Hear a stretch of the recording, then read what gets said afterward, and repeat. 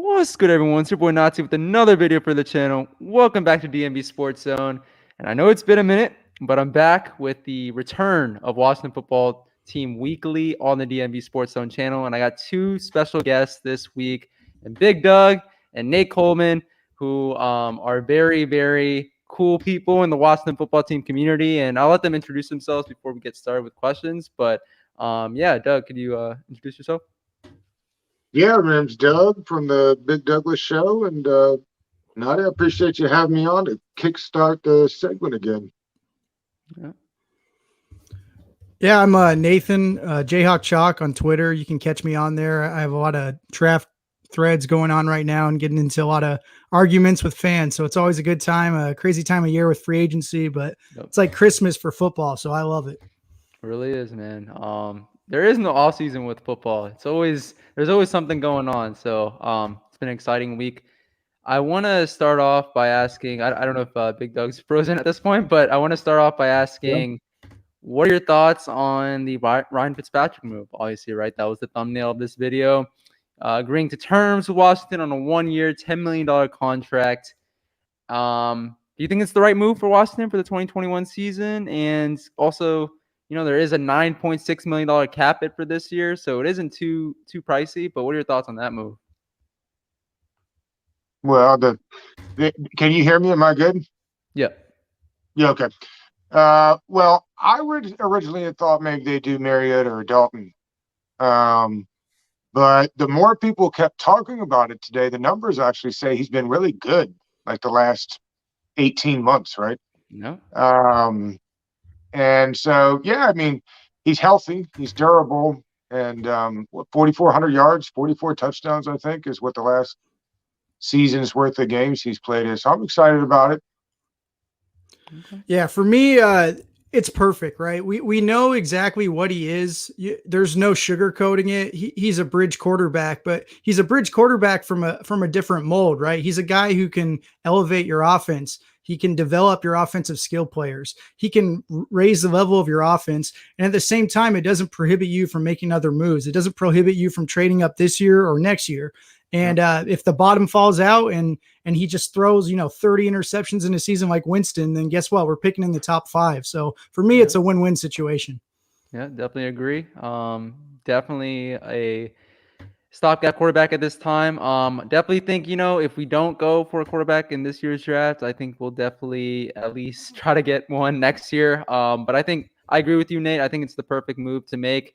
We're building a team right now. We're building a team around the quarterback. So then once we get that quarterback, we actually have, a full team. Because how many times in the past have, we've had glimmers of hope with guys like Kirk Cousins and even RG3 for that 1 year, but the teams around them weren't very solid. And obviously we didn't get far in the playoffs or anything. So definitely agree with you guys that it was a good move, although probably would have liked going with Marcus Mariota, to be honest. But having said that, what do you think this move means for our guy, star wide receiver Terry McLaurin, and all the other skill players on the roster right now? And we'll get to the other moves that we made in free agency, but let's focus on McLaurin on this one. Well, and real quick to Adam's point, their top 5 QBR last season, I think he's been top 10 in QBR for like the last 5 seasons. I mean, it's been that way for a while. Well, the skill receiver, they're stoked, right? I mean, the one thing that we know is that the new guy's willing to pump the ball down the field. Yep. And listen, that's why Alex Smith lost his job in Kansas City, right? It's not because he couldn't. I mean, they were 12-4, for goodness sake. It's that Andy Reid would rather have a guy that threw an interception and didn't care because he really felt like the very next play he got out there, he's going to throw a touchdown. So I think that's, the days of winning football games 16-13 are over. Would Ron like to play that way? I bet he sure would. But it just doesn't work like that anymore. So I'm sure they're excited. Yeah, I mean, same here. The key to the NFL today, it's evolved a lot, but it's all about generating explosive plays and stopping explosive plays. And what Ryan Fitzpatrick does, he's that electric instant offense. He gives you that quick strike capability to score right away. And we haven't had that in a long time. If you go back and just watch the offensive tape of this year or last year, it takes us methodical drives, 12 plays, 13 plays just to kick a field goal. And that's just not going to swing it in today's NFL. You have to be able to score points. And then when you score points and play with the lead, guess what? That's when we play at our ceiling. That's when we can rush the passer and use our pass rush to their full advantage. Definitely agree. I don't know if you guys saw it on social media this week, but there was one agent who reported out to, or noted to a reporter, that they would love for their client who was a wide receiver in this league to play with Ryan Fitzpatrick, because they know Ryan Fitzpatrick is going to feed that player the ball. And yeah, I definitely agree with Doug's point earlier. Ryan Fitzpatrick, he's the complete opposite of Alex Smith. Alex Smith is Mr. Check Down himself, right? He loves to check it down. He doesn't really love to throw the ball down the field too much. And Ryan Fitzpatrick is the opposite. Obviously, with that, you're going to get more picks, which is the problem with Fitzpatrick over the last couple of years. But at the same time, we need that guy to spread the ball down the field, especially with the weapons that we have and we signed this week, which I'll get to a little bit later. But currently, draft aside, who is the best option in Washington's current quarterback room with Fitzpatrick, fan favorite Taylor Heineke, and Kyle Allen? If it were just these three in the QB room by the time the season came around, who do you think would win out in a potential QB battle? Oh, well, I mean, I don't think it matters. I'll say this. When I was talking to Andy Burroughs yesterday, he made a great point. We don't know Kyle Allen's going to be healthy, right, to even start the thing. So not that $10 million is starter money. It's not. They're not paying. The three of them combined don't make starter money in the NFL. But listen, that job is his. You could tell in the press conference today he felt it was his. I don't know if they came right out and told him it was his, because Ron has said over and over again that he was disappointed they didn't have a real competition last year at the position. Yeah. But hey, listen, if Heineke or Allen beats him out, good on you, right? I mean, that's the point of a competition. I think it'll be the bearded man, though. The mountain man. I root for bearded men. Yeah. Yeah. He's a everyman for all of us with beards. Not that I have any, but anyway, so I think Fitzpatrick, I mean, he's the starter. I wouldn't, it's not even a question at this point. Heineke, he had a nice little run, but you're talking about a really tiny sample. And in the NFL, the bigger sample you get, the better idea you get of these type of passers. And the same thing for Kyle Allen. I mean, Kyle Allen, when he played, he actually led the league in completion percentage. So he wasn't bad either. And then Heineke, he really elevated the offense in the short amount of time he had. But I think what it brings back to me is it gives me hope for Scott Turner. If he's a guy who he can play with four different quarterbacks and have their best offensive game in the playoffs against the Super Bowl champion, it shows me that it's a QB friendly system. It shows me that you can have different guys and still succeed. And if they actually had good skill players in place and, some better players around him, I think they can make it work. And whenever you had functional quarterback play during the season, go figure, those are the games we won. I mean, it's that easy. Imagine if you dropped 4,400 yards of passing and 44 touchdowns on that team last year. I know. I mean, I hate to sound like crazy, man, but that's a Super Bowl team. Yeah. I will say, though, so first off with Taylor Heineke, it's so funny how the tables have turned when it comes to my opinion on him and like how others view him. Like if you look on Facebook, so many people before obviously the Ryan Fitzpatrick signing wanted this man's to be the starting quarterback for Washington football team in 2021 off of the impressive, albeit very, small bit of great performance that he had in the playoffs. And I was one of those people who called into the 106.7 radio station. I think it was the week before that game when there was all the speculation about whether Alex Smith or Taylor Heineke should start. I was one of the few people who called in and said that Taylor Heineke should start. And obviously he did and performed pretty well. But now everybody wants him to, before the Ryan Fitzpatrick move, everybody wanted him to be that next starter. I was not of that mindset. Like you guys said, small sample size. At this point, got to go with a guy like Fitzpatrick who, while yes, he has his problems, he turns the ball over, gives you spurts of Fitzmagic, and then ultimately comes down to earth and just turns the ball over. I mean, he's done that in the past. Obviously, the last couple of years, he's been a little bit better at that, but he is still Ryan Fitzpatrick, and this is his ninth team for a reason in the NFL right now. So, but at the same time, Fitzpatrick is probably the best option that we have, right? Kyle Allen, like you guys said. Isn't Fitzpatrick just like a better version of Heineke, right? I mean, Heineke was stunning advanced numbers. We got our guy from Yeah. Harvard here with 7 kids and a beer. I think maybe he's just like a more prolific everyman. But do we know that Heineke is he can become a turnover machine? Like, I don't think we have enough sample size to say whether he could or couldn't. Heineke's problem is he's never finished a football game. I mean, that's the problem there. I mean, when you just boil it down to numbers, guys, like once you get out of the first round, I mean, when you go to the second and third round to draft a quarterback, you have less than a 4% chance of hitting for a franchise quarterback. When you go to day 3, it's less than 1%. You got Tom Brady basically. When you go to undrafted, I mean, it's almost unprecedented. There's only a few guys I can think of. Tony Romo, I believe. Yeah, there's not that many though. And the people you think of, the reason you think of them is because they're the outliers, and you always think of outliers first. But I mean, he's awesome to have as a backup. He's a guy who knows the system just like Kyle Allen. So I mean, you feel a lot more comfortable about the quarterback position than you did last year. It's all about depth. That's what the best teams have. You look at Tampa Bay. I mean, they go down the list and they have so much depth at every position, and that's where we want to get to. Agreed. Do you guys think that we'll be looking towards the draft to add another quarterback to that quarterback room, or do you think it's pretty much set at this point? What are your guys' thoughts on that? Well, I've been speculating this for a couple of days now since we got wind of the Fitzpatrick thing, and maybe they go the Tampa Bay route, right? Where this year and next year they just load this team with draft picks, and you have a really deep and talented team. And whether it's Fitzpatrick, that gets hot and you feel like that's good quality playoff quarterback play for 2 years with a stacked team, or whether it's, say, I don't know, the Falcons take a quarterback and after this year they'll be ready to move on from Matt Ryan. And so you do Matt Ryan for 2 years with a super stacked team. I know that, Brady is an outlier, but I wonder if more teams won't look at that and say, listen, if we build the roster, we could take a good 35, 36-year-old quarterback and go win some football games. So, I don't know. I guess that's a long way of saying I doubt we'll be looking quarterback in the draft this year. I'd be stunned, at least early on. Yeah. The problem with that, though, that mentality about just building a team around Fitzpatrick and then maybe, getting that future quarterback down the line. Problem with that, though, is a lot of our young guys on rookie contracts right now are going to be very expensive in very short order. We got Terry McLaurin. He's probably up for a contract extension, I believe, next year, if not the year after that. We got Jonathan Allen right now, who's technically, trying to get through contract negotiations with the team.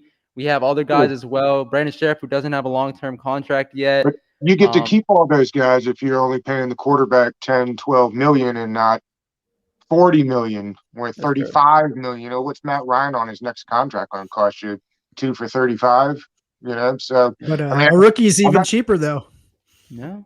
Well, but you don't have the rest of the depth that you've added to the team by having to trade up for a quarterback this year. I mean, imagine putting Jalen Waddle on the team, right? Or a guy like that at 19, or a premier left tackle. I mean, I don't know. I'm not saying I think it's probably like trying to win game 16-13, right? That plug the quarterback. I'm just saying I think it's worth thinking about. Yeah. So I've seen a lot of victory laps on Twitter saying, oh, this is a sign that they're not going to trade up. And the thing we have to remember is like NFL teams are already risk averse. It's not likely that any team trades up. You're talking about like less than 25% chance. So you're not exactly a prophet if you say now they're not going to trade up. I mean, it doesn't take rocket science to figure that out, guys. So that's the first thing I'd say, because I've seen a lot of people say that. It's like, no shit. But the next thing is, if a deal is there, it's all about what the deal is. We don't know right now. And I'm sure they've had conversations with every single team to see what the price is going to be. And then you also don't know how it's going to go down on draft day.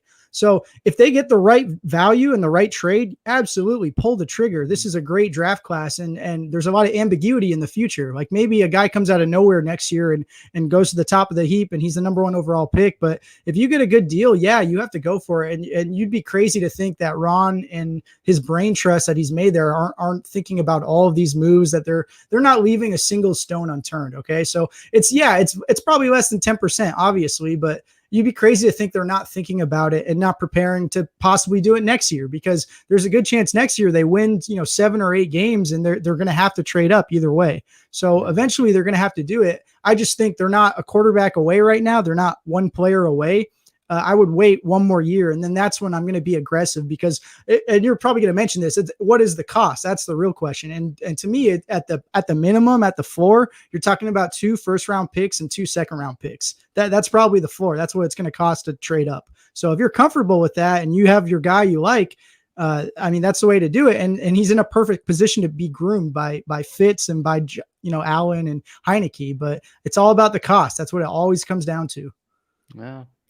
Speaking of grooming quarterbacks, I think Trey Lance might be a legit option here. I mean, I would say he's the most raw out of all the top 4, prospects that we always hear about at the quarterback position in this year's draft. And I mean, what do you guys make of all the rumors about, well, not rumors, but fact that the general manager, and I believe it was Scott Turner as well, were at his pro day and got to see him throw? Do you think the Fitzpatrick signing might be a sign that we might be looking at Lance in the draft, maybe training up for him, or, hopefully he falls to us? What are your thoughts on that Trey Lance Washington connection?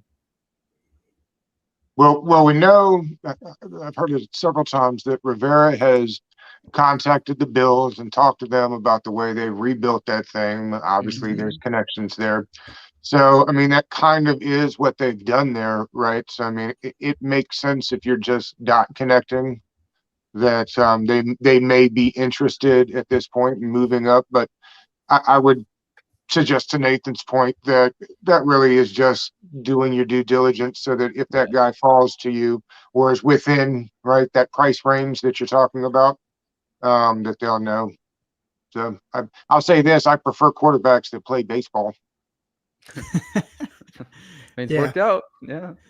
Yeah, here's the thing with that. Every single fan base that's looking for a quarterback or not looking for a quarterback is having the same conversation. Like, hey, did you hear our scout or our GM or our head coach was at Trey Lance's pro day? He was at Justin Fields' pro day.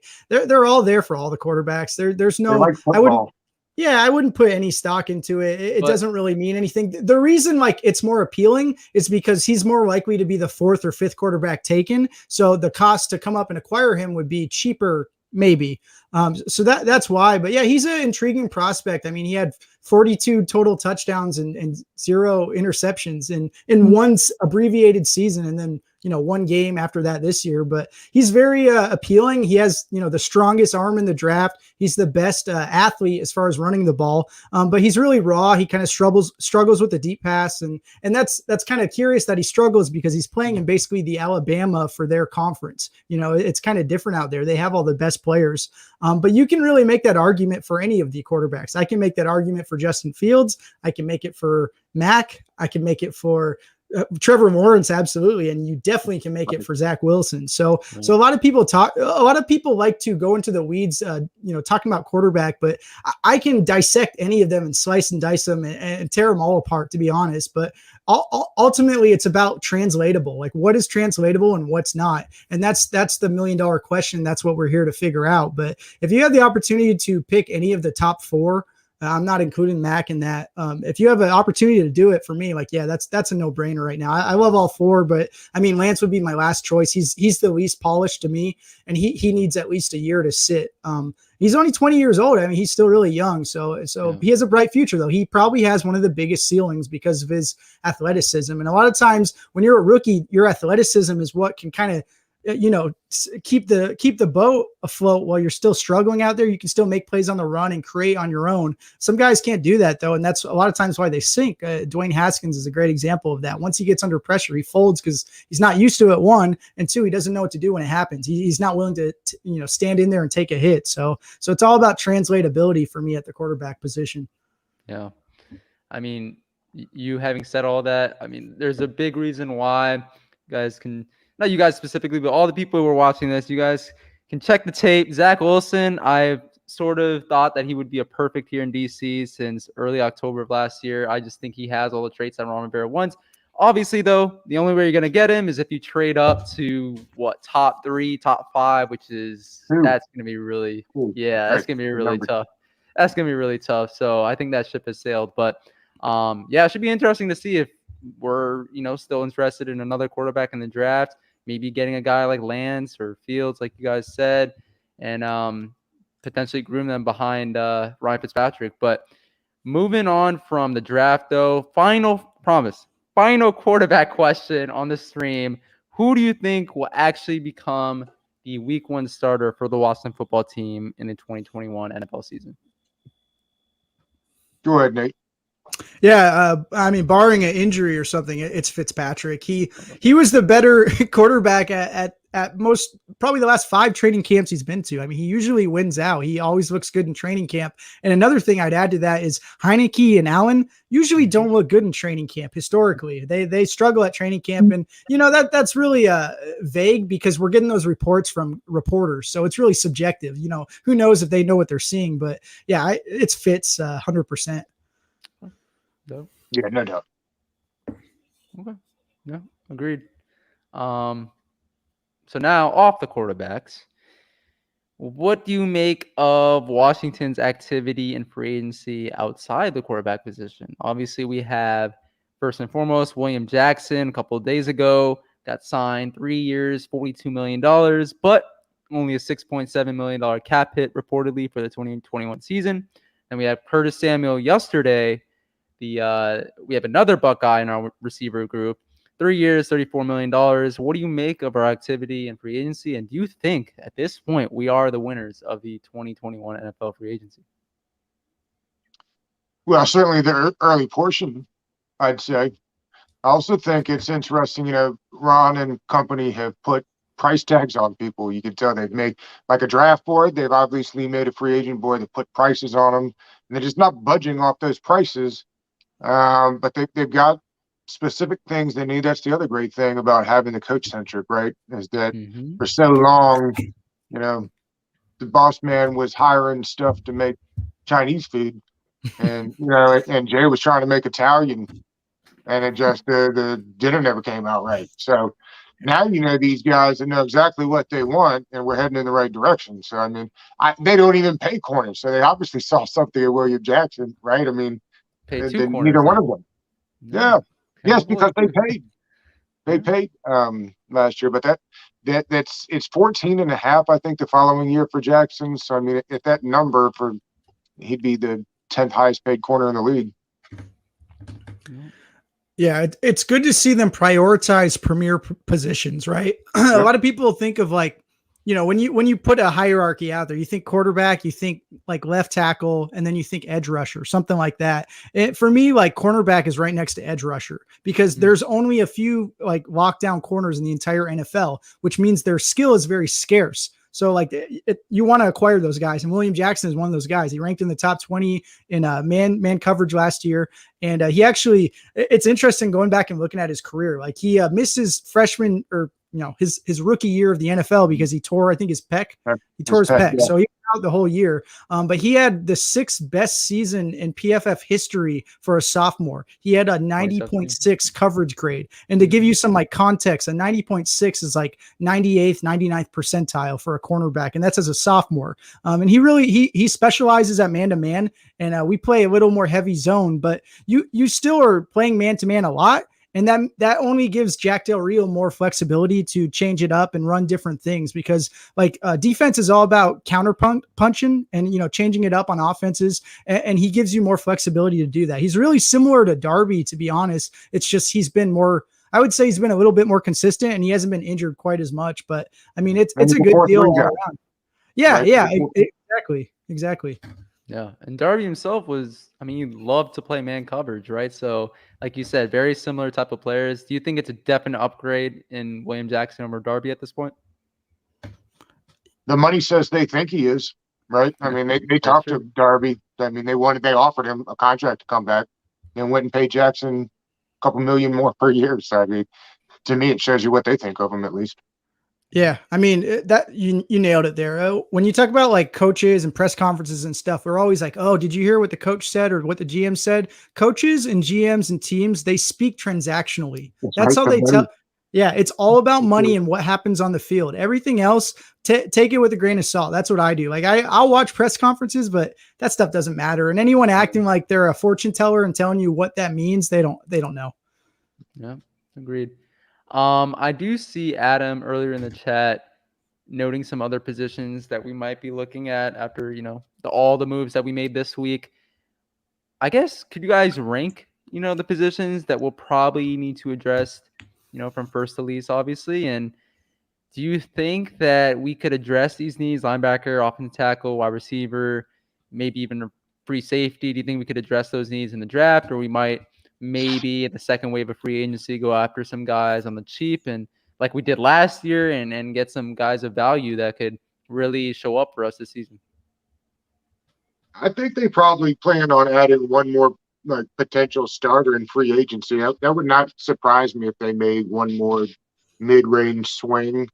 On that list, I still think they're going to add another receiver too, whether it's free agency or in the draft. I could see, like I said, that 19 pick, the way they attack free agency right now is the beauty of it, right? Because they really filled out the roster a little bit in spots of need. That linebacker, everybody's concerned about the linebacker, and I'm not saying we don't need one, but you look at what we did last year, and we were playing two linebackers on the field a bunch.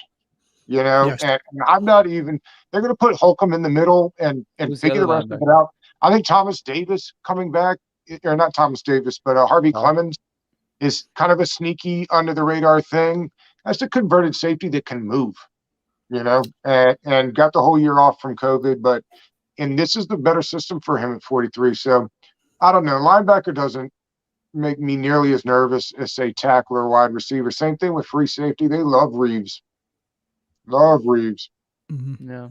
yeah. Yeah, you nailed it there. So linebacker is going to stand out as the obvious need. I mean, everyone's going to say that that's what we need to take at 19. But what I would caution you is when you look at the hierarchy of positional value, linebacker is like 9th or 10th.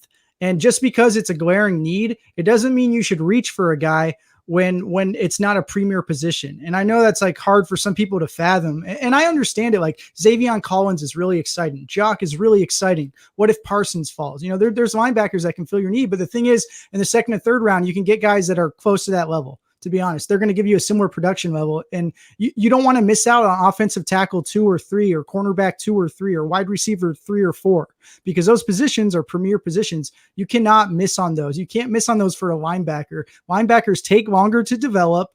They don't make as big an impact as you think. Only 2 of them are playing most of the time because you play in nickel anyway. You're not playing in a 4-3, your base That's defense most of the time anyway. Now Parsons falls 19. I'm running the card up. Parsons is different. Right. And that's what I would say. The only time I'm taking an off-ball linebacker in round 1, if I think it's a generational, like Luke Kuechly type player that can make a huge impact and he's fallen, and that would be Parsons. But for like Xavion Collins, like I think he'll drop to the mid-20s, maybe even into the end of the first round, maybe the second round. So I'm not going to take him at 19 when I could get, what if offensive tackle 3 is there? What if Christian Darrisaw is there? I know people really like Cornelius Lucas, and he was awesome last year. He was awesome in pass protection, not really a good run blocker, but you don't know with a guy like that because he hasn't really shown that in the past. It's hard to project the future, and he's already up there in age. He's not your tackle of the future. If you can get and this is a great tackle class, by the way, like Christian Darrisaw, you got Cosme, there, Jenkins. I mean, there's Eichenberg too. There's so many good offensive tackles you can take there. But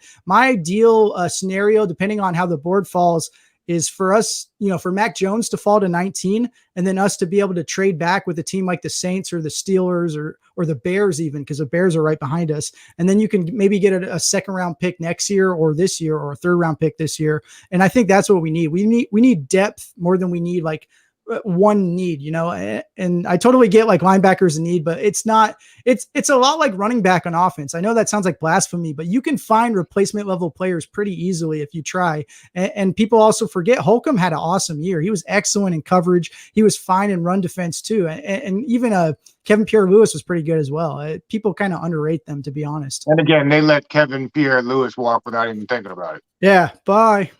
who they found last year for nothing. So, yeah. I guess I'm a loner on this one then. I did You're not expect not. You're that, not. but Yeah, Most people absolutely. agree with you. yeah. Okay. I think the linebacker position is a huge need at this point. If we don't get a linebacker in free agency, I definitely think we need to tackle the position in the draft. We don't have to get a guy like Michael Parsons in the first round or anything like that, but we could get a guy like Dylan Moses, maybe second round or later, or Chad Surratt, I believe, from UNC is a good linebacker out there that we might get or we might look into. But I just think with the linebacker play last year, you guys talked about how, two linebackers. I totally get that. I really do. I mean, we have injury-prone linebackers. Like, outside of John Bostic, Josh Harvey Clemens hasn't been able to stay healthy even before opting out because of COVID. Cole Holcomb has dealt with injuries over the last couple of years. I'm sorry. Outside of Cole Holcomb, I don't see any potential in that linebacker group, especially with Kevin Pierre-Louis being gone. John Bostic, to me, is a backup at best on a good team, and I think he should stay that way. I know he gets a bunch of tackles. Everybody talks about it. Corey, who was in the chat earlier, loves himself some John Bostic, but I'm not one of those people. I think he should be a high-end backup. Look what he did with Pittsburgh, right, on a very good defense. He was a backup linebacker for them, right? So I think he should play that role here. On your Cornelius Lucas point, I definitely think that Cornelius Lucas is a solid player. I would just say, as I've been saying in past weeks, the most ideal role for him would be that Ty Nsekhe swing tackle type of role, and then have a legit starting left tackle that I know Doug mentioned earlier. Maybe a Christian Darrisaw from BT. He's also from It could PG be County. Charles too. Yeah, We don't know yeah. what Charles is yet. Yeah, so Duke Charles as well. So right now, I would say linebacker is the first need that we should address. I'm not saying we should address it in free agency, though, because of the fact that we have a lot more good quality receivers still available. So maybe adding to that position might be something that Ron Rivera and co. would look into for the remainder of free agency. Offensive tackle would probably be the second position, just because, again, I want Cornelius Lucas to be that swing tackle for us and us to have a legit franchise left tackle. And tight end, everybody talks about it. We don't really have any depth outside of Logan Thomas, right? Jeremy Sprinkle is I don't even want to get into Jeremy Sprinkle, but like we really don't. Thaddeus Moss, everybody talks about him, but I mean, do we know what we have in Thaddeus Moss? There's a reason why he was an undrafted tight end. And so yeah, wide receiver, like I mentioned earlier, and free safety. A lot of people want to bring that position up in terms of a need on this team. I think a free safety is the running back of the defense. Like, I think you can pretty much plug in and play with any free safety. I mean, we saw Jeremy Reeves last year, who was a practice squad player, was a backup at best for so many years, and he got a chance at starting, and he actually wasn't too bad, if we're going to be honest. He was good. And He was yeah, excellent. yeah. They didn't know what they had. The last defensive coordinator didn't know what he had, so I wasn't even worried about what happened pre Ron and Jack Del Rio. Yeah, that's true. No, it's true. I mean, it depends like what type of safety too, right? If you're just talking about a center fielder who doesn't do anything, like Troy Apke, safety is not very valuable. If you're talking about a ball hawk, oh man, that jumps to the top of the list right there. So it really depends. And same thing like box safeties. Box safeties aren't not a big deal. They're kind of like linebackers. If you have a box safety who can match up with people, though, a Tyrone Matthew, that's a whole nother ball game. So it depends on the type of player you get. That's a big part of it. But I think Reeves is good, but who knows? It's a small sample again. You need depth there, and you probably need more frontline starters. But he looked awesome in the small. I mean, he had the interception that sealed the game in the Eagles game, right? Yeah, that's fair. Well, that's fair. And they'll probably draft everything on that list too. You know what I mean? Yeah, for sure. I don't know that any of it outside of receiver is like glaringly important, but I assume that they'll add at least one of all of those to the team before we get going here.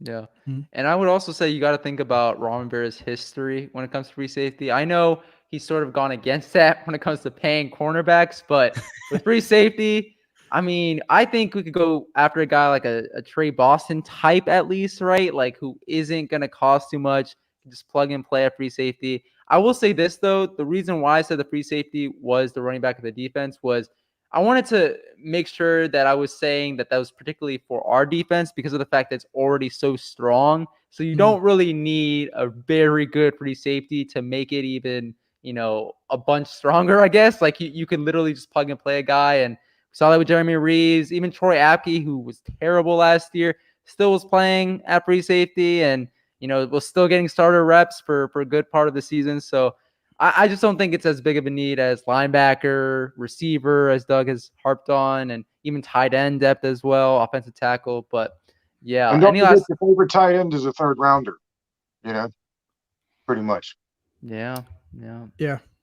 Tight end's bleak, man. I mean, you can't run 12 personnel. You can't run multiple tight end sets. And I mean, that's like a cheat code in the NFL. If you can run multiple tight end sets and throw the ball out of that, that's where you get those disadvantages where you can run up against linebackers and tight ends and create mismatches. So, I mean, they need a guy who can block and seal the edge, but they need someone who's a playmaker too. And I think they can address that on day 2, maybe, or maybe still in free agency. But yeah, they don't have anything right now. And like, you can't rely on Thad Moss. I mean, he's undrafted tight end, but probability says it's less than 1% chance that he even makes the roster, because he was undrafted, but we'll see. But yeah, they definitely need to address the position. So maybe that's something they do on day 2. Who knows? Yeah. Want to shout out all the people in chat, Corey, Adam from earlier, Awesomeness Sports, Hassan Moore. So yeah, but I don't know if you guys see the comment right now, but we still need to add at the position. We need to get a legit bona fide starter at the linebacker position this offseason. I like Mayer, though. Yeah. That's a University of Tennessee guy, right, Nate? Is that David Mayer at Tennessee? They just signed him right now? I got to look this up. Somebody just said, no. If that's true, he could play. He could play a little bit. Let me see. I think Tennessee. My brother's a UT grad. I think that's where he went. Or Tennessee. Oh, God, they're horrible. Which is good for so me. bad. Which is good for me. We grew up Georgia Bulldog fans. My grandparents retired to Athens. I mean, we were in Bulldog onesies, and my brother decided he was going to go to the University of Tennessee. We almost kicked him out the house. Just a rebel. He's trying to be a rebel. I know. Hey, I'm going to pull up David Mayo, right? David Mayo last with maybe the Patriots or the Bills, maybe. Is this David Mayo, like from Texas State? Or is that a different guy? Linebacker? Yeah, linebacker David Mayo. Let me look. Corey says the team confirmed the signing, so maybe look at their social media. No, I must be thinking of somebody else then. I mean, I see David Mayo, New York Giants, round 5, 169. Looks like he played for the Giants last year. If we're talking about the same guy, he's just like a backup. Okay. No, that's not who I was thinking about. If we're talking about the right guy, he's a backup. He played 194 snaps, was per PFF. He's just a backup player. He struggled. He's just a backup. Replaceable guy. We need you need depth, though. I mean, there's you need 7 or 8 linebackers, right? Because you got to have guys in special teams. How old is he? Let me see here. 27.5. He's 27 and a half years old. Because that's what they did. I mean, that's the guy that got last year, right? Yeah. Gerard Mayo. Yeah. Oh, yeah. Gerard Mayo from the Patriots. He was like a first-round pick a while ago. I told you I was the Mayo. Wrong Mayo. Yeah, that's now I just want a sandwich. we got the Hellmans. Gerard Mayo is the Dukes. All right. With that, Outlaw, I want to shout out you as well. Adam brings up an interesting point about our cap situation. Do you think, everybody talks about the ample cap space that we had going into this offseason, but do you think with the current situation that we're in right now and the pending situation that we're about to be in with so many contracts up in the next couple of years, do you think our cap situation is problematic right now, or do you think we're in good shape? Well, Nate, go ahead. I know we've had this conversation before on who all you can pay, so we'll let you swing off on this one. Yeah, so I wouldn't worry about the cap situation. You just saw the big news about the TV contracts come out. I mean, the cap is going to spike next year, and then it's going to spike again the next year after that, and then it's going to keep going up after that. So the cap is really malleable. I mean, you're watching the Saints be $100 million under the cap and still sign. I wouldn't worry about that. I mean, you do need to decide, is it smart to pay 2 defensive tackles like record-setting deals on the same team? And I would say, no, it's not smart. I would say you need to get back something for one of them and trade one of them, because you can't have guys you can't have part-time players like that. You need to get rid of someone, and you still need to like get something back. You can't just you can't give a deal out to every single player, and it's a defensive tackle. They're not, they're not Aaron Donald. Okay. They're really good players. Don't get me wrong, but like, I'm not going to overspend on players just because we drafted them. That is terrible, terrible philosophy for a team. That's how you pay $18 million for a guard. That's how you do it, because you overweight stuff like that. You need to be smart about what you do and still build for the future. And if you can get an asset for Jerome Payne next year, or get an asset for I think John Allen signing an extension. I think that's locked in. I think it'll happen this year, but you just have to be mindful. And I'm not going to overspend for any guy. I don't think I don't know what the deal will be like for Terry McLaurin either, because he's probably, DK Metcalf and AJ Brown are going to be up for a deal around the same time. And those guys, I think, are a little better. And I think they're going to kind of set the market, and you can probably get a better deal than both of their contracts. So it'll be interesting to see how it plays out. Yeah, this is the one that everybody talks about. You got 4 premier first round. That's the problem when you go first round draft pick at the same position multiple years. That being said, I would not be surprised if they found a way to pay all 4 of them. You got Ioannidis comes back, so maybe he gets traded. Yeah, you don't know. Because he's got to be about 28, 29 by now, right? I mean, he's on the wrong side of 26. Let's put it. He's on way. a bargain deal too. They have a good deal with him, and Settle too. Settle, I think they pay under $1 million for him. He's really cheap. Well, and really that's kind of why you feel better about the idea of trading away Allen or Payne, right? Because they have been successful at kind of making these guys that you never heard of successful tackles. You got 2 of them right now, Ioannidis and Timmy Settle. So yeah, you'd like to be able to keep one of them and then pay Settle, right? Something half of what you pay one of the other guys. The problem is I don't know who. I think Payne has more upside. I've been on record saying that several times. I think that Ron likes Jonathan Allen. Yep. You know what I mean? Like when they start talking about culture guys, go look at the book. It's John Allen. That's who stares back at you when you start talking about culture. So to your point, Nani, I can't imagine that they would not be paying Jonathan Allen. And you've got time, because each one of them gets the 5th-year option, right? So you really do get, to Nate's point, to be able to kick the can down the road a little bit, and you can find a way to pay all these guys. You restructure and move bonuses around. I mean, the Saints definitely just proved there is no such thing as a hard cap. It's fake. No, it's gotta be. At least it is in New Orleans. Yeah. I think in terms of the defensive tackles that we should keep on our team with the current cap situation, the pending one as well, I think Jonathan Allen is, I think at this point, clearly the guy, because of the fact that he doesn't, again, everybody talks about this, he brings the leadership and all that, doesn't give you the gaudy stats, but that doesn't need to, right? Like, he is the best defensive lineman, or was at least last year, because of the fact that he set other guys up for success and was a really good, consistent presence throughout the season, really. And with Jonathan Allen, I think, his payday is soon to come. Like, I think we can all agree on that one.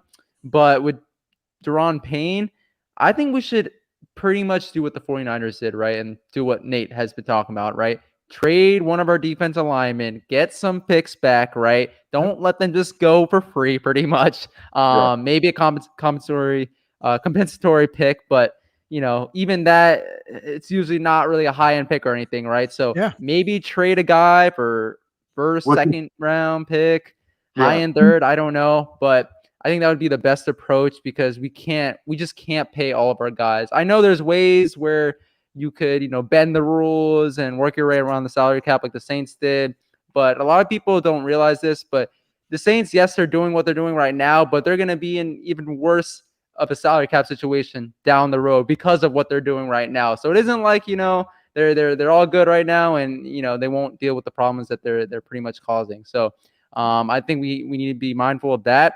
But I think we're pretty good. To get the San Francisco deal, sign me up for that for sure. Yeah. Awesome. First round pick. Yep. Yeah, Yep. Yes, please. that'd be great. I will say though, everybody talks as so much about the receiver position, and not before the Curtis Samuel move, not going after a big time receiver because Terry's up for a contract. It's a 3-year deal, right? With Curtis Samuel, Terry McLaurin, what will be up in 2 years, maybe. So with the salary cap as is, you could always have Terry's first year be very low in terms of a salary cap hit, and then increase the pay as the seasons go along. But I think we're in pretty good shape. Yeah, I mean, here's how you want to use your cap. If you do have cap, it is an advantage. Like, I'm not going to say it's fake, but this is the time to use your cap space to your advantage and front load contracts. So when that cap goes up next year and the year after that, you're in a much better position to manage your cap and have even more space down the road. That's right. What do they say? Today's overpay is tomorrow's value, right? So I would assume that they'll try to get something big with John Allen this year. I would assume, before the season starts. This sometime I would imagine they try to get something big with him, and then do the same thing the following year with Terry. That's another guy that I don't think ever leaves out of Washington to go somewhere else. Yeah. How much do you think Jonathan Allen will get paid though on his next contract? Yeah, it's going to be that Leonard Williams deal. I mean, that's what. If I was Jonathan Allen, that's what I would say. What did Williams get? It was massive, man. It was $22 million a year. It's a classic. Yeah. It's a lie. It's David Gettleman, man. Like $3 million over 3 years, something like that. For a guy who then we definitely got to start trading D tackles if they're going for $22 million. Dude, we got to trade it to the Giants. Like, he'll probably pay like 2 first-round picks for it. That guy, I'm so thankful he's the GM. People still think he's like, I've heard people say he was like underrated. Like, he has never traded back once in the draft ever. And the year they drafted Saquon Barkley, literally this is a fact. Teams were calling him, hey, we want to trade up with you. And he hung up the phone and disconnected it so he could draft a running back in the top 5. I mean, like, is that not? Yeah, no, it's not. How's that working out for him? It's great. You got a running back. How did he build that great team in Carolina? He was there for nepotism is a lot of it. A lot of these guys, the reason they get, the reason they get their jobs is they know someone. And I believe with him, he's married to someone who knows someone with the Panthers leadership back in the day. It's something like that. And that's how they get their job. And that's how these guys who keep getting fired, keep getting recycled. And people who deserve an opportunity, who have worked their butts off, don't get that opportunity. And I think we know what we're talking about. Like it's a fact. It keeps happening. And Gettleman is the latest example of it, but it's a old boys club. It really is. Yeah. What do you guys make about this comment here? Kyle Fuller, there are talks that he's no longer going to be a Chicago Bear. I'm in Chicago right now, so I know that's rubbing a lot of Bears fans the wrong way. Outside of the Andy Dalton signing that everybody's pissed off about right now. But what do you make of that? Potentially the Fuller duo? The brothers from the DFB coming back and playing for our team. I mean, he could still play, right? I mean, I don't think that was the problem. Yeah. This move him to free safety bit comes up all the time, right? But that's just not. Nobody likes to do that. Charles Woodson's like the outlier for guys who actually get to do that. People talk about it all the time. I used to be guilty of this too until I realized one day, you know what?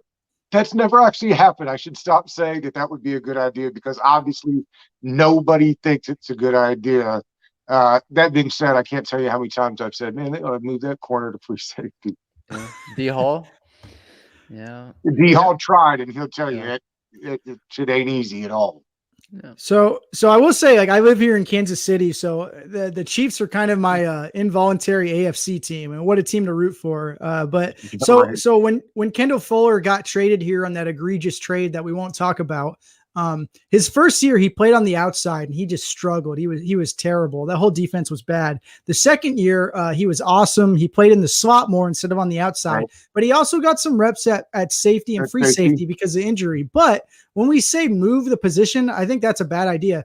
if you say give him like 10% of his snaps at free safety when you're trying to be flexible, and I think the NFL is moving towards positionless players. I think that's becoming bigger and bigger because it's all about matchups. That's why people like Jock so much, even though like I could go on a whole spiel about Jock. I've talked about him enough, but like he's not a linebacker. He's a box safety. He's a hybrid player. But like you want players that can match up and be chess pieces, because some of these teams have players like Darren Waller that doesn't really match up with cornerbacks and doesn't really match up with linebackers or safeties. So you need some hybrid players to do that. But you always think of the players who succeed. Like I talked about this before. You don't think of all the players who fail doing it. Like remember, I don't want to talk about him, but I don't want to bring his name up, but our second round pick, Sua Cravens, remember like the things people were saying about him? Like he can rush the passer. He can play in coverage.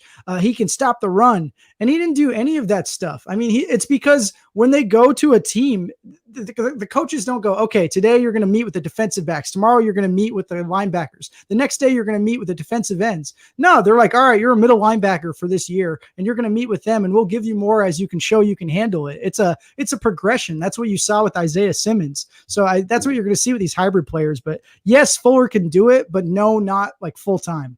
Yeah. We talked to Logan Paulson the other day, Nate. He was all over your guy, Jock.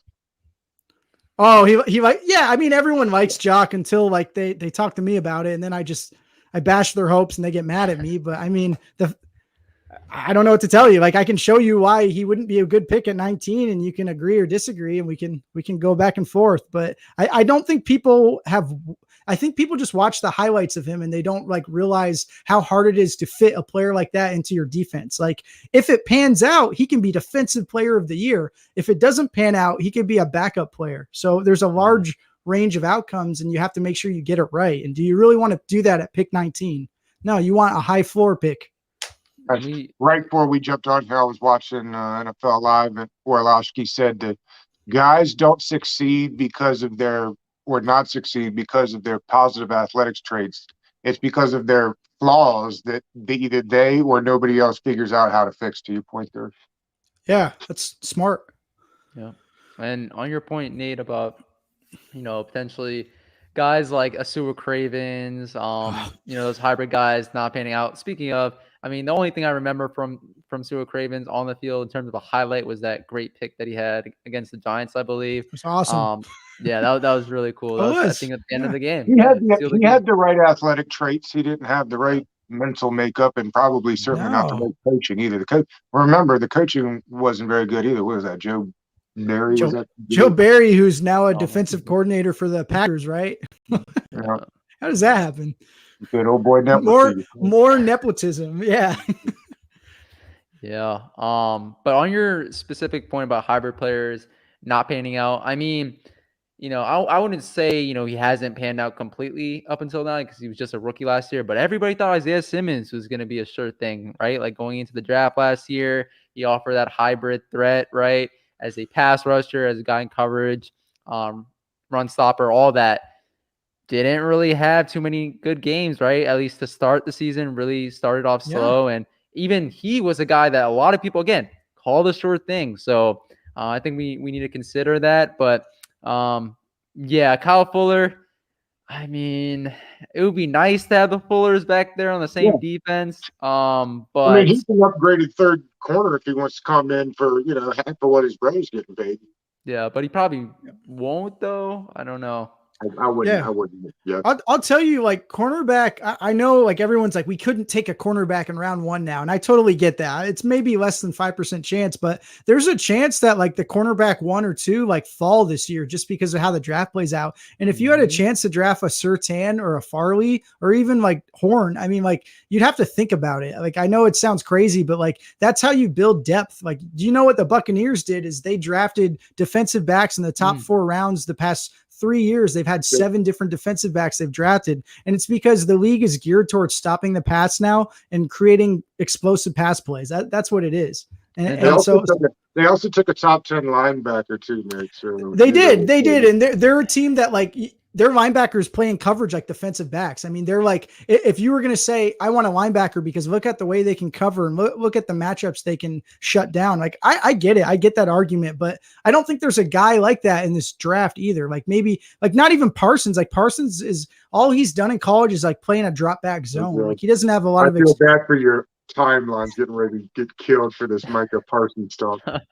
I like Parsons. Like if he went to 19, like, yeah, I'd probably pull the trigger there, but I don't think he will. I think there's a good chance he goes like, I don't know, but the Nathan, Patriots. But Nathan, you're right too, though. Outside of D-line and running back, there's not a position I wouldn't draft in the first round if I thought it was the best value. There's no doubt. Yeah. It's all about value. You can't change because of you sign a player. That's the worst process ever. If like before this, you were like, we can't take a linebacker at 19, and all of a sudden we take a cornerback. You're like, now we have to take a linebacker. That's called bad process, and that's what you don't want your front office to do. So hopefully, it's not like Madden where you can just plug and play. You have to think for the long term. So what I'm hearing from Doug is no Najee Harris at 19. No running back. I would have a heart attack. I don't know what I would flip over my computer. Really? Nathan's the numbers guy, so he doesn't even want you thinking about running back to like the 5th round or something crazy.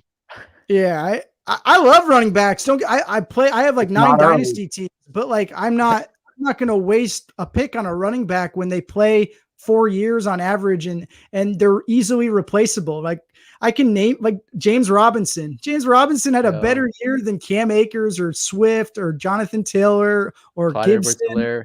Any of them. Yeah. And I mean, he was an undrafted free agent. Remember Philip Lindsay? I mean, every year it happens and people keep falling for it. The team that takes a running back in round 1, you can spot the sucker in the room by that team. And the Chiefs were that sucker last year. And a lot of people like criticize me for talking trash on them, but they took the 4th best running back in the first round when they could have taken an offensive tackle. That might have been the difference between the Super Bowl. I mean, you want to get Nathan fired up, start talking to him about running backs and draftability. Getting hot in here. Yeah. Okay. So how early is okay to get like a guy like a Najee Harris if he falls? Yeah, it's all about value. Like if Najee Harris fell into the 2nd round and you're a team like the Dolphins or the Jets and you feel like you plugged up your holes, you traded back a few picks, yeah, then he becomes, a decent value. But I don't think there's a running back in this draft who's anywhere close to Jonathan Taylor or Cam Akers or Swift. Like, I don't think these prospects are very good this year. I don't think this is a good running back class, both in depth and top end talent. So like, I definitely wouldn't take one in round 1. I mean, it's just, it's not a good fit. Like Najee Harris played in one of the best offenses in NFL or in NCAA history. He had the best offensive line, and most of these do. And the reason is these running backs have success not because so much what their talent is, but what the offensive line does and how many men are in the box. That's what it comes down to. So that's the reason it's a replacement level position. But yeah, if Harris fell, I mean, I love Javonte Williams. I've seen a lot of fans mock him to Washington, like in the 3rd round or 2nd round. They're exciting players. Don't get me wrong, but this isn't fantasy football. This isn't Madden. This is the NFL. We're building for the future, not just one season. Yeah. And to your point, look what they did with McKissick, right? I mean, yeah. we talked to Evan Silva the other day. He said there were execs in the league that just thought he was going to bounce out of the league and was not going to even get a job. I did, and was on his way to breaking records with Washington last year. So yeah. You guys bring up some good points, but I want to sort of touch on everything outside the Washington football team in this very short segment. And this is where we're going to talk about the general movement, in free agency for so many teams across the league. Obviously, the first team that comes to mind is the Patriots and all. I mean, they dished out money. I believe there's a stat out there that Bill Belichick dished out more money in like 2 to 3 hours of free agency than he had in like the last 4 years or something like that. A crazy stat like that, but it doesn't really shock me. What are your thoughts on all the movement around the league and free agency? And do you think, again, I'll ask the question again, do you think Washington are the winners? The Bills and the Dolphins got good. That's what happened with the Patriots. And Bill was like, oh, damn. And they went out and spent a lot of money to try to get good again. I think Tom Brady winning a Super Bowl. They didn't like that at all. Tom winning didn't help hurt either.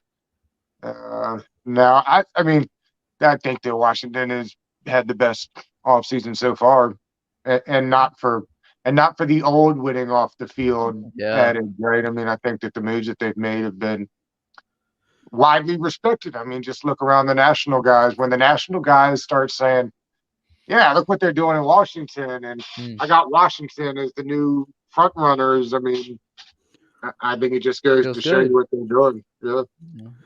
I try to ignore the national guys for the most, like, it's cool to hear them talk about your team, but usually it's some of the worst analysis you can find. But when I start seeing like all of the analytic folks on Twitter and all the like PFF and everyone still praising them highly, I mean, that gets me pretty excited. But when I think of the spending free that the Patriots have done, I think back to that like Jack Nicholson meme where he's like nodding his head. Like that is Dan Snyder, like looking at this free agent class, because that's what he's always done. Like, you know, going back like 20 years, like he just spend all of his money on free agency and it never amounted to anything. But for the Patriots, I think a lot of it is he's 69 now, right? Bill Belichick is really old. He's getting up 69, 68. So this could be his last like hurrah right here. So he's going to do whatever it takes. And if you're as old as I am, cause I've been around the block, not really, but I remember when the Patriots did this in the past. I remember when they added like 15 or 16 free agents all in one year. And I believe it was the year they went undefeated during the regular season and lost in the Super Bowl, but they added so many players that year. It was like Randy Moss and Wes Welker and Thomas on defense and on and on and on. And it took them to the Super Bowl. Of course, they had Tom Brady, but I'm just saying, like, sometimes it works out, sometimes it doesn't. Yeah, great points there, Nate. And Doug, also on your point about, you know, well, both of your guys' points about, you know, Dan Snyder looking the Patriots way and saying that, you know, they're pretty much doing what he has done in the past. I will say this, it feels good to be named the winner of free agency up until now, at least, and to not have dished out like an exorbitant amount of money towards like particular free agents, right? We made smart moves. Oftentimes when you're crowned the winner of free agency, you get the best guy in free agency, but you dish out what, $18-19 million for a receiver or something like that. But all of our moves have been very modest in terms of contract wise. So yeah, the Bears just cut Kyle Fuller is what Samuel's saying here. I don't know if you guys got the notification, but no, I hadn't, but I mean, like I said, if he wanted to come join his brother and took a discount to come play in Washington, again, I don't think that they'd be moving him to free safety, but I'd be all for him playing. You know, if he wants to play nickel, or if Kendall wanted to kick into nickel. I mean, again, more good players is not ever a bad thing, in my opinion. Just to Nathan's point, that what does it cost? You know? Yeah. Caveat to that, I think last year the Bucks had like 14 or 15 free agents that they brought in. I mean, so sometimes it works out. I also remember the Eagles one year. I think it was maybe 8 or 9 years ago. You remember that? They added like so many players, and everyone's like, "Wow, these guys are going to win it all. They're going to crush it." Like Namdi Asamoah and Ronnie Brown and all these different players, and that did not pan out. Wow. Yeah, that was an epic failure. But I mean, you know, why not, right? Before getting to the last question, what do you make of the Andy Dalton move? I mean, I think that's been the most scrutinized move in free agency up until now. And I mean, what do you make of the mess that's going on right now with the Bears franchise and them, you know, instead of going after, I mean, they probably were in talks to go after a guy like Russell Wilson, even Deshaun Watson maybe for a bit, but obviously they struck out on those. You didn't see the Dan Patrick report? The Bears offered the Seahawks 3 1s, didn't work. 3 and 2 starters, and I probably saw somewhere Khalil Mack was one of those starters, but it's just the same reason that they keep saying they're not going to trade away Deshaun Watson. You don't trade away guys like that. Those are the guys you're trying to find, right? So when you have one, you'll move on. I like Andy Dalton, though. I actually thought Andy Dalton would have been good here in Washington if they hadn't gone Fitzpatrick. I don't think there's a huge difference. His arm's not as big as Fitzpatrick's, I guess, but I think you can win football games with Andy Dalton. He tried to win some games with Dallas in that horrible offensive line they had last year. But he doesn't have that swag factor. Yeah. No, he does not. He doesn't have a beard either. So can't get on fire like our boy Fitzpatrick can, right? Occasionally. I think when I think of the Dalton situation, I don't think it prohibits them from trading up for a quarterback. But what I also was talking about before is if if for some off reason, Mac Jones happened to fall or even Trey Lance, but I don't think he will. If anyone falls, it's going to be Mac Jones.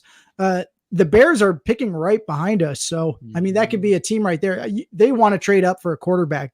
Their GM is on the hot seat. Their head coach is on the hot seat. This is their last chance. This is their last hurrah. They're going to do whatever it takes. But at the same time, like ownership is like, they're not just going to give them free reign because they're like, all right, I'm going to fire you after this year anyway if you don't perform. But yeah, they could be a trade back partner right there. I mean, we've done business with them before, haven't we? So maybe this will be the next one. Yeah, agreed. And as promised, the last question on the live stream, which I love to ask every single weekly live stream at the very end for a reason, and that is, what do you make of the future of this Washington football team? Is the future still bright after all the moves that we saw this week and even the moves in the front office before free agency? Or has this free agency period changed your hopes any bit regarding the team? Likely not, right? Probably gotten better hopes, right, of having a great 2021 season after this week. But what are your thoughts on the future of this team, man? It's amazing. I've been, following this team for a long time now, and I can't remember the last time I saw like this Ron we trust, right? I mean, it is this movement unlike we not seen before. I mean, even when Shanahan got here and people were all excited about a Super Bowl winning quarter or coach, there was the McLuhan part too. Yeah, it didn't get the same kind of like whatever Ron does seems to be all right with everybody, and that's because it's worked so far, right?